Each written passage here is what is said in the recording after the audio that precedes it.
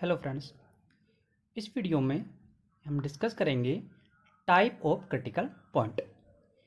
Differential equation के अंदर चार तरह के क्रिटिकल पॉइंट बनते हैं। इसमें नंबर एक पे आता है जैसे नोड, नंबर दो सैडल पॉइंट, स्पाइरल और सेंट्रल।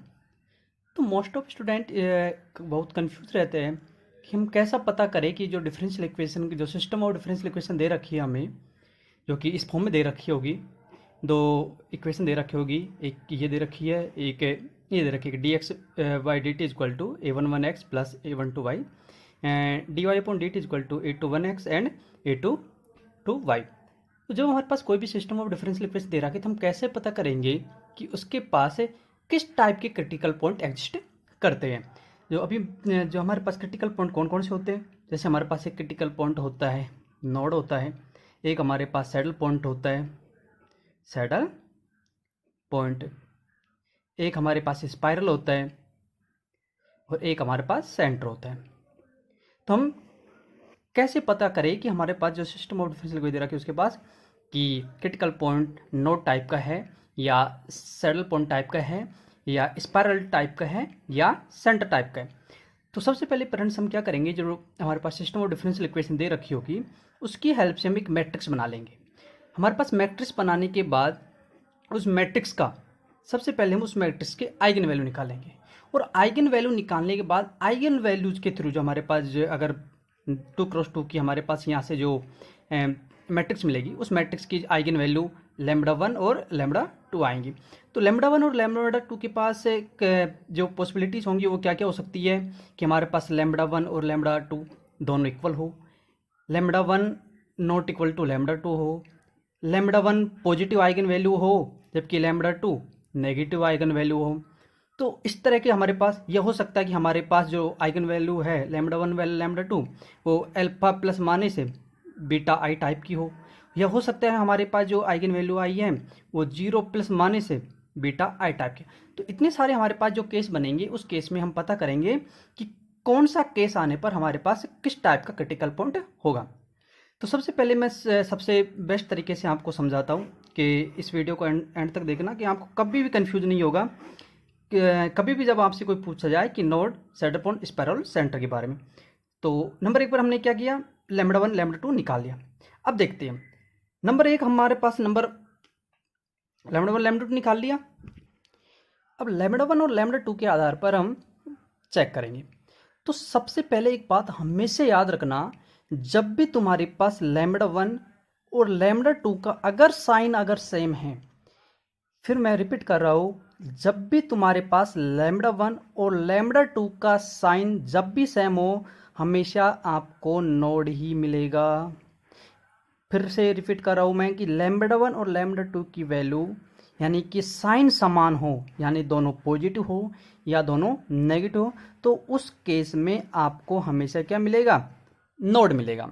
और ये कब बात कर रहा हूँ मैं, ये बात कर रहा हूँ जब लैम्बडा 1 और लैम्बडा 2 दोनों के हो कोई रियल आइगन वैल्यू हो और दोनों का साइन अगर सेम हो तो आंख बंद करके हमेशा बोल देना कि वो नोड होगा। ठीक है। अगर lambda 1 and lambda 2 opposite sign के हो और वापस वो दोनों रियल आइगन वैल्यू हो, अगर आइगन वैल्यू रियल हो और दोनों के साइन अपोजिट हो यानी कि लैम्बडा 1 पॉजिटिव है लैम्बडा 2 नेगेटिव है, यूं भी कह सकते कि लैम्बडा 2 पॉजिटिव है और लैम्बडा 1 नेगेटिव है, तो इस केस में आपको हमेशा सैडल पॉइंट मिलेगा।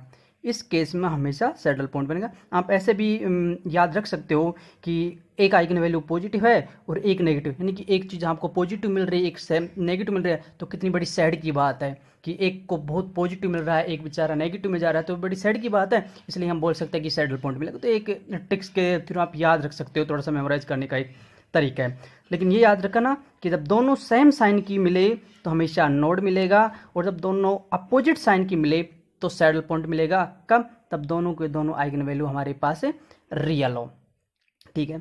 अब हम सबसे पहले ये बात करेंगे कि जो स्टेबिलिटी की ओर बात करते हैं, जब क्रिटिकल पॉइंट की हम स्टेबिलिटी की बात करते हैं कि हमारे पास अनस्टेबल होगा या स्टेबल होगा या एसिम्प्टोटिकल स्टेबल होगा। तो हमारे पास जब भी हमारे पास आइगन वैल्यू पॉजिटिव हो जब भी हमारे पास आइगन वैल्यू दोनों पॉजिटिव हो या दोनों नेगेटिव हो, यानी कि लैम्बडा 1 और लैम्बडा 2 या तो दोनों पॉजिटिव हो या लैम्बडा 1 कोमा लैम्बडा 2 दोनों के दोनों अगर नेगेटिव हो, उस केस में आपको क्या मिलेगा? उस केस में आपको अनस्टेबल मिलेगा। याद रखना, फिर रिपीट कर रहा हूँ मैं, अगर तुम्हारे पास लैम्बडा 1 और लैम्बडा 2 दोनों आइगन वैल्यू पॉजिटिव हो या लैम्बडा 1 लैम्बडा 2 दोनों आइगन वैल्यू नेगेटिव हो, तो आपको मिलेगा हमेशा अनस्टेबल। और अगर आपके पास एक आइगन वैल्यू पॉजिटिव हो और दूसरी आइगन वैल्यू नेगेटिव हो, अगर एक आइगन वैल्यू पॉजिटिव हो और दूसरी आइगन वैल्यू अगर आपके पास नेगेटिव हो, तो उस केस में आपको हमेशा मिलेगा एसिम्प्टोटिकल स्टेबल। एसिम्प्टोटिकल स्टेबल। तो ये तो हमारे पास हो गई रियल आइगन वैल्यूज की बात। अब हम बात कर लेते हैं अगर हमारे पास आइगन वैल्यू कॉम्प्लेक्स हो। और अब बात करते हैं हम कि जब दोनों आइगन वैल्यू हमारे पास कॉम्प्लेक्स फॉर्म हो, यानी कि हमारे पास जो अल्फा दे रखे, लैम्बडा वो दे रखे है, लैम्बडा बराबर alpha plus minus iota beta type के। तो इस कॉम्प्लेक्स के अंदर भी हमारे पास दो केस बनते हैं। एक केस बनता है कि हमारे पास alpha not equal to zero हो, तब एक केस बनता है जब हमारे पास अल्फा बराबर जीरो। जब अल्फा इक्वल टू जीरो हो जाएगा तो हमारे पास लैम्बडा इक्वल टू ये zero plus minus iota beta type के हमारे पास मिलेंगे। तो याद रखना, जब हमारे पास अल्फा नॉन जीरो हो, जब हम कह सकते हैं कि जब हमारे पास alpha not equal to zero अगर दे रखा है, तो उस केस में चाहे अल्फा पॉजिटिव हो या अल्फा नेगेटिव हो, हमेशा आपको क्या मिलेगा? स्पाइरल मिलेगा। अगर आपके पास alpha not equal to zero हो, चाहे वो फिर पॉजिटिव में हो या नेगेटिव में हो, तो आपको उस केस में हमेशा क्या मिलेगा? स्पाइरल मिलेगा। अब स्पाइरल तो हो गया, अब हम बात कर सकते स्टेबिलिटी की। तो स्टेबिलिटी का जो कंसेप्ट है हमेशा सेम रहता है, यानी कि जब भी हमारे पास अल्फा अगर पॉजिटिव है तो वो मिल जाएगा, हमारे पास जो स्टेबिलिटी वो होगी अनस्टेबल। अनस्टेबल। लेकिन अगर अल्फा हमारे पास नेगेटिव है तो उस केस में मिलेगी हमको एसिम्प्टोटिकल स्टेबल। क्या? स्टेबल। तो ये कॉन्सेप्ट हमेशा सेम रहने वाला है कि जो हमने जब रियल के आइगन वैल्यूज के लिए देखी, तो हमने जब भी यही देखा था कि जब हमारे पास अल्फा और अल्फा वगैरह हैं, तब हमारे पास अल्फा वन या लैम्बडा वन लैम्बडा टू जब पॉजिटिव होते थे हमारे पास, तो उस टाइम अनस्टेबल मिलता था। और जबकि लैम्बडा वन लैम्बडा टू जब एक पॉजिटिव और एक नेगेटिव था, तो हमारे पास क्या मिलते थे? एसिम्प्टोटिकल स्टेबल मिलते थे। ठीक है, अब हम बात करते हैं कि हमारे पास जो लैम्बडा की वैल्यू है वो alpha plus minus iota beta type की हो और अल्फा अगर हमारे पास जीरो हो। अगर हमारे पास अल्फा जीरो होगी तो हमें रूट किस टाइप के मिलेंगे? आयोटा बीटा टाइप के। जब हमारे पास अल्फा जीरो हो जाता है तो उस केस में आपको हमेशा याद रखना, हमेशा आपके पास एग्जिस्ट करेगा सेंटर। जब भी हमारे पास अल्फा अगर जीरो हो जाएगा तो हमारे पास रूट मिलेंगे lambda is equal two plus minus iota beta type के।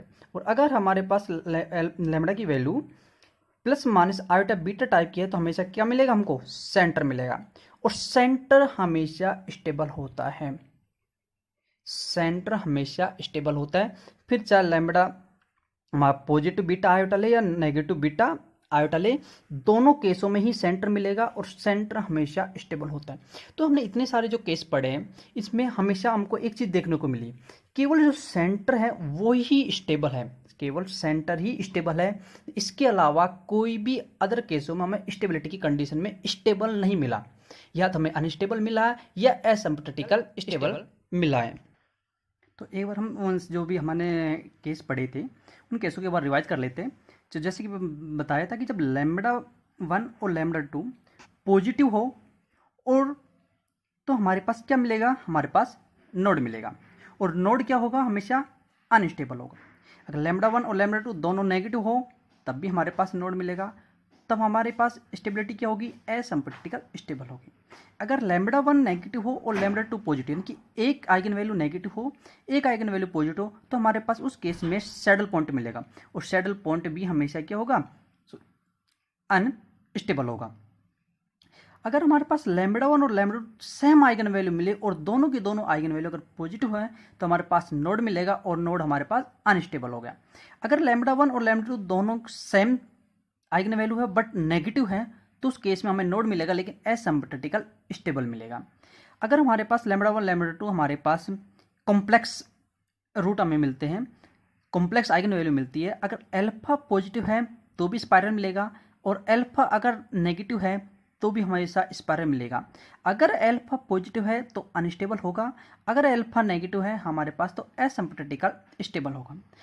अगर हमारे पास अल्फा की वैल्यू 0 हो जाती है तो हमारे पास जो आइगन वैल्यू है वो plus minus iota beta type की मिलेंगी, और आइगन वैल्यू अगर plus minus beta iota type की अगर आइगन वैल्यू मिलती है हमारे पास, तो जब लैम्बडा 1 बीटा आयोटा होगा तब भी सेंटर मिलेगा, और लैम्बडा 2 अगर माइनस बीटा आयोटा होगा तब भी हमारे पास सेंटर मिलेगा, और सेंटर के केस में हमेशा दोनों स्टेबल होती है। तो थैंक यू हम फ्रेंड्स, ये आज का एक छोटा सा हमारा टॉपिक था, और स्टूडेंटों को, बहुत सारे स्टूडेंटों को बहुत कन्फ्यूज़ रहता था, तो होपफुली आज आपका सारा कन्फ्यूजन दूर हो गया होगा। अगर वीडियो आपको पसंद आए तो वीडियो को ज़रूर लाइक करें और दोस्तों के साथ शेयर करें एंड चैनल को सब्सक्राइब करें। Thank you.